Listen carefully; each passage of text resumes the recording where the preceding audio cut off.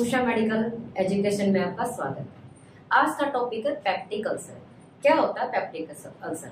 ये स्टमक से रिलेटेड है, गैस्ट्रो इंटेस्टाइनल ट्रैक्ट से रिलेटेड है।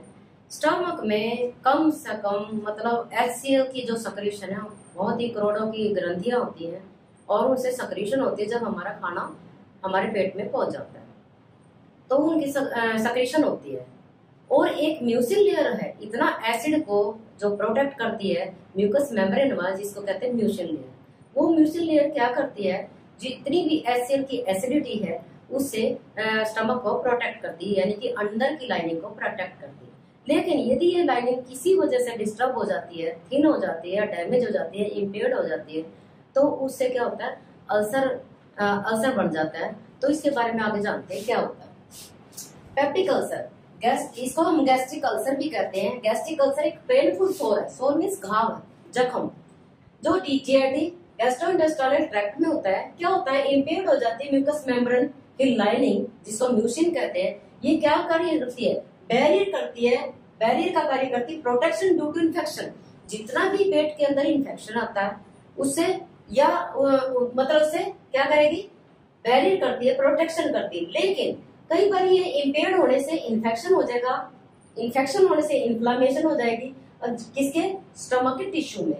और erosion of the mucous membrane, जो हमारी म्यूकस मेम्ब्रेन थिन होके डैमेज हो जाएगी और ब्लीड करने लग जाती है, या जख्म छोटा होता है फिर बड़ा बड़ा होता चला जाता है कुछ जो हमारे कारण हैं उनके द्वारा। तो इसको हम पेप्टिक अल्सर कहते हैं। हमारे 3 टाइप का, ये हमारा स्टमक है, ये हमारी ओसोफेगस है, ये हमारा स्टमक का ग्रेटर पार्ट कर्वेचर है, ये लेजर कर्वेचर है, और ये हमारी ड्यूडेनम है। और ये जो एंड होता है हमारा पाइलोरस एंड होता है, जो स्टमक ड्यूडेनम स्मॉल इंटेस्टाइन की फर्स्ट ब्रांच से जुड़ते हैं। तो क्या होता है, कई बार ये 3 टाइप का होता है। ओएसोफेजियल मतलब होता है अल्सर 5% के करीब होता है। स्टमक में जो होता है ये कहीं भी हो सकता है, स्टमक में ग्रेटर कर्वेचर पे हो सकता है, लेजर कर्वेचर पे यहाँ हो सकता है, कहीं भी हो सकता है, छोटा हो सकता है, बड़ा हो सकता है। तो ये होता है। और यहाँ पे हमारा बनता है HCl चारों ओर से हमारी क्या होती है, हमारी यहाँ से म्यूसिल लेयर होती है।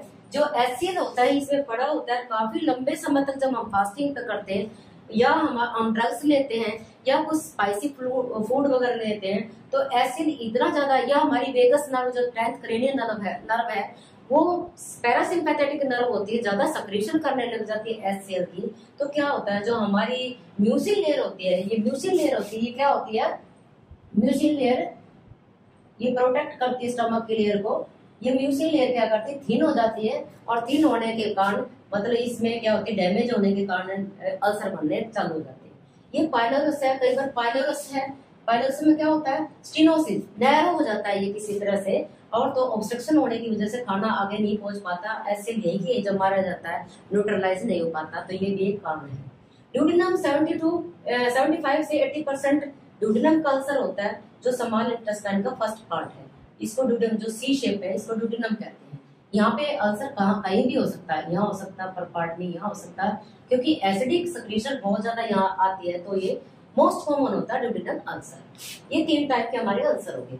हमारे कॉज क्या है अल्सर के, H. Pylori bacteria. क्या होता है, हेलिकोबैक्टर बैक्टीरिया होता है, वो इन्फेक्शन करता है। ग्राम नेगेटिव बैक्टीरिया होता है, ज्यादातर मोस्ट कॉमन यही होता है। बहुत ज्यादा मतलब अल्सर को फैला देता है, क्योंकि उसको मीडियम मिल जाता है एसिडिक। रिस्क फैक्टर किसका है, एक्सेसिव सक्रीशन ऑफ HCl का एक्सेसिव सक्रीशन क्यों होगा, काफी सारे फैक्टर है जिसकी वजह से HCl हाइड्रोक्लोरिक एसिड का ज्यादा सक्रीशन होने से ये अल्सर छोटे से बड़ा बन सकता है। एक्सेसिव यूज ऑफ स्टीरॉयड, कई बार जैसे एस्थमेटिक पेशेंट होता है, रूमेटिक आर्थराइटिस पेशेंट होता है, उनको एंटीबायोटिक भी लेनी पड़ती है और स्टीरॉयड ड्रग्स भी लेनी पड़ती है। काफी सारी ऑटोइम्यून सिस्टम की काफी सारी डिजीज है जिनमें स्टीरॉयड थेरेपी लेनी पड़ती है, उनकी वजह से अल्सर के चांस बढ़ जाते हैं। हैवी स्मोकर और एल्कोहलिज्म, जो स्मोकर होता है, जो भी सिगरेट या बीड़ी पीते हैं या अल्कोहल लेते हैं, तो उनमें कुछ केमिकल्स होते हैं जो HCl को बढ़ावा देते हैं, और जिसकी वजह से पेप्टिक अल्सर हो सकता है। साइकोलॉजिकल और इमोशनल फैक्टर जैसे स्ट्रेस, एंजाइटी, फियर, ये भी हमारी जिंदगी में है, तो इससे भी हमारा क्या हो सकता है, पेप्टिक अल्सर हो सकता है। Excessive use of acidic drinks, acid drink कौन से होते हैं, कोको कोला होती है, जैसे कोल्ड ड्रिंक्स है, कितनी सारी मतलब फ्रूटी, आजकल का जमाना है, लाइफस्टाइल का जमाना है, इसमें लोग ज्यादातर कोल्ड ड्रिंक्स पीते हैं। और जो पैक्ड फूड है, पैक्ड आइटम है, जैसे चिप्स हो गए, कुरकुरे हो गए, ये चीजें लेते हैं तो उससे काफी एसिडिक बनता है, जिसकी वजह से हमारे अल्सर बन सकता है। एट स्पाइसी फूड, होटलों में बाहर जाके बहुत ज्यादा स्पाइसी फूड, मिर्ची मसाले सारी चीजें डलवा के, क्योंकि उनको तो केवल होटलों में तो स्पाइसी फूड बनाते हैं, नॉन स्पाइसी बनाते हैं, काफी लोग स्पाइसी फूड पसंद करते हैं। जीभ का स्वाद केवल कुछ सेकंड का होता है, बाद में ये नुकसान करते हैं सारी चीजें, इसलिए ध्यान से करना चाहिए सारा कुछ भी। ट्यूमर इन पैनक्रियाज, जिसको हम गैस्ट्रोमा कहेंगे, पैनक्रियाज से गैस्ट्रिक सेक्रेशन जब आती है हमारे ड्यूडेनम में, तो वो एसिडिक बहुत ज्यादा बन जाता है ड्यू टू ट्यूमर। तो इसकी वजह से भी हमारे एसिड ज्यादा बन सकता है। जीआरडी, गैस्ट्रोएसोफेजियल रिफ्लक्स, कई बार क्या होता है हमारा कुछ भी मतलब प्रॉब्लम होती है तो हमारा रिफ्लक्स, रिगर्जिटेशन होती है उस पेट से, जैसे हर्निया होता है, काफी मसल्स जहाँ वीक हो जाते हैं, तो क्या गैस स्टमक से इधर जो बैक फ्लो होता है फूड के कंटेंट का, उसको जीआरडी बोलेंगे हम। NSAID, non steroid anti inflammatory drugs है, जैसे पैरासीटामोल है, निमोसिलाइड है, आइबुप्रोफेन की टैबलेट है। ये मेडिसिन क्या करें, एस्प्रिन है, ये मेडिसिन क्या करें, कई बार अर्थराइटिस में देनी पड़ जाती है, काफी लोग इनको थोड़ा सा दर्द हुआ और बिना ही पूछे मेडिसिन ले ली, तो ये काफी मेडिसिन ऐसी होती हैं जो कि हमारे जो म्यूकस लाइनिंग है उनको इरिटेट करती है और अल्सर बना सकती है। अब साइन सिम्टम क्या होते हैं इसमें, साइन सिम्टम गैस्ट्रिक अल्सर के अलग होंगे और ड्यूडेनल अल्सर के अलग होंगे। जैसे एज, गैस्ट्रिक अल्सर यानी कि जो स्टमक में अल्सर होता है, ड्यूडेनल होता है जो लार्ज इंटेस्टाइन के फर्स्ट पार्ट में होता है। एज 40 से अबव होती है, यानी सेनालिटी, यदि बुढ़ापा आ जाता है तो उसमें गैस्ट्रिक अल्सर के काफी चांस है। ड्यूडेनल में 30 से 60 की उम्र के बीच में हो जाता है। सिम्टम्स क्या है, हार्ट बर्न, ये स्टर्नम है, इसके पीछे जो रिफ्लेक्स है यानी कि कंटेंट है जो हमारे पीछे की तरफ मतलब रिगर्जिटेट करेंगे और हार्ट की बर्निंग करेंगे। यहाँ पे बर्निंग सेंसेशन एपिगैस्ट्रिक रीजन यानी मिड में होगी। अब पेन क्या होता है, जब पेन कैसे होगा, बहुत ही ज्यादा पेन होता है, कंटिन्यूटी में पेन होता है, लेकिन जैसे ही मतलब खाना खाएंगे पेन बढ़ जाएगा और जैसे वॉमिटिंग होती है तो पेन रिलीव हो जाएगा। और इसमें क्या है, पेन होता है जैसे हंगर पेन होती है इसमें ड्यूडेनल अल्सर में। क्यों होती है हंगर पेन, क्योंकि एकदम जैसे भूख से के हमारे कलेजा कटता है तो ऐसे होती है। जब खाना खा लेते हैं 2-3 घंटे के बाद ये बिल्कुल ठीक हो जाता है, और ये खासतौर पर मिडनाइट में जरूर होता है। इससे क्या होगा, हेमेटेम्सिस यानी वॉमिटिंग में ब्लड आएगा, हेमेटेम्सिस, और कॉफी कलर का ब्लड महसूस होगा वॉमिटिंग में। क्यों, यदि अंदर से बड़ा, ये सीवियरिटी के ऊपर डिपेंड करता है कितना बड़ा अल्सर है और कहाँ लोकेटेड है, उसके ऊपर डिपेंड करता है। हेमेटेम्सिस, वॉमिटिंग में ब्लड आता है, कॉफी कलर का ब्लड आएगा, और एब्डोमेन में यदि हम खाना खा लेते हैं ब्लोटिंग होगी, भरा भरा सा फुलनेस ऑफ एब्डोमेन रहेगा। एनोरेक्सिया, इंसान क्योंकि भूखे पेट मतलब इसको खाना खाने के बाद पेन होती है, तो ये क्या होगा, इंसान डरेगा, खाना खा जो पीड़ित है वो डरेगा कि खाऊंगा तो मेरे को फिर पेन होगी, तो एनोरेक्सिया उसकी इस डर के हमारे भूख भी खत्म हो जाती है इस एंजाइटी फियर की वजह से। तो उसका नेचुरल वेट लॉस होगा और वो अनिमिक भी हो जाएगा। नेचुरल खाना नहीं खाएगा तो कॉन्स्टिपेशन भी होगी। अब ड्यूडेनल अल्सर में क्या होता है, जैसे खाना खाने के बाद ये रिलीव हो जाता है इसका पेन, लेकिन कई बार ब्लीडिंग इतनी, क्योंकि ड्यूडेनल में मोस्ट कॉमन अल्सर है, यहाँ पे ब्लीडिंग इतनी ज्यादा होती है, यदि वॉमिटिंग के थ्रू आया तो पता लगेगा, हमारे हेमेटेम्सिस से पता लग जाएगा ब्लीडिंग है कहीं, और मलिना यानी स्टूल के अंदर यदि ब्लड आया है तो हमें पता लग जाएगा जीआईटी ट्रैक्ट यानी ड्यूडेनल अल्सर से ब्लीडिंग हो रखी है। इसलिए हम यहाँ पे ओकल्ट ब्लड टेस्टिंग भी कराते हैं जब हम इन्वेस्टिगेशन कराते हैं। अब जब हम इन्वेस्टिगेशन कराते हैं तो क्या करते हैं, इन्वेस्टिगेशन सबसे पहले हिस्ट्री लेंगे पेशेंट की, वो पेशेंट हिस्ट्री देगा खाना खाने के बाद या खाने से पहले मेरे को दर्द होता है, पहली हिस्ट्री होगी। फिर हम फिजिकल एग्जामिनेशन करेंगे।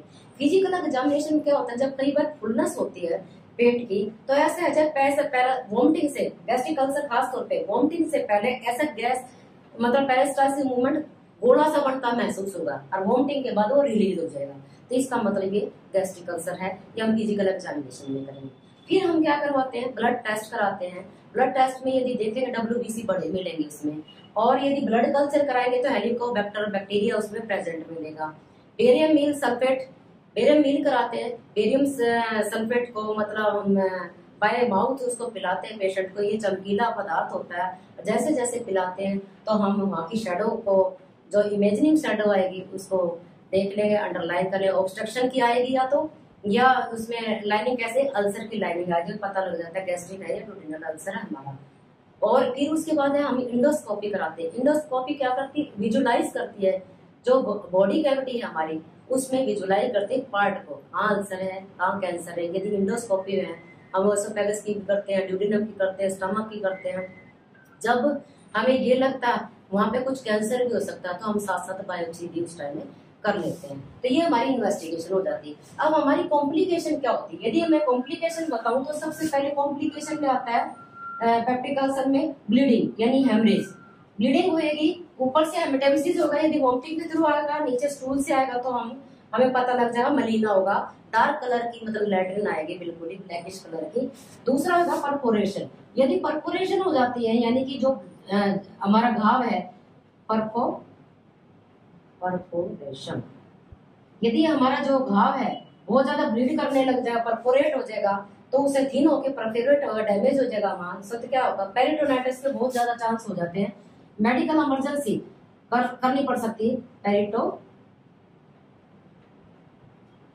पेरिटोनाइटिस यानी कि इन्फ्लेमेशन ऑफ पेरिटोनियल लेयर, क्योंकि पूरा अब्डोमिनल कैविटी है, उसके ऊपर की लेयर जितने भी ऑर्गन है वो उसके अंदर बंद पड़े हैं, तो पेरिटोनियम लेयर के अंदर बंद पड़े हैं। यदि उसमें इंफेक्शन हो जाता है तो मेडिकल इमरजेंसी यानी तुरंत सर्जरी करनी पड़ेगी।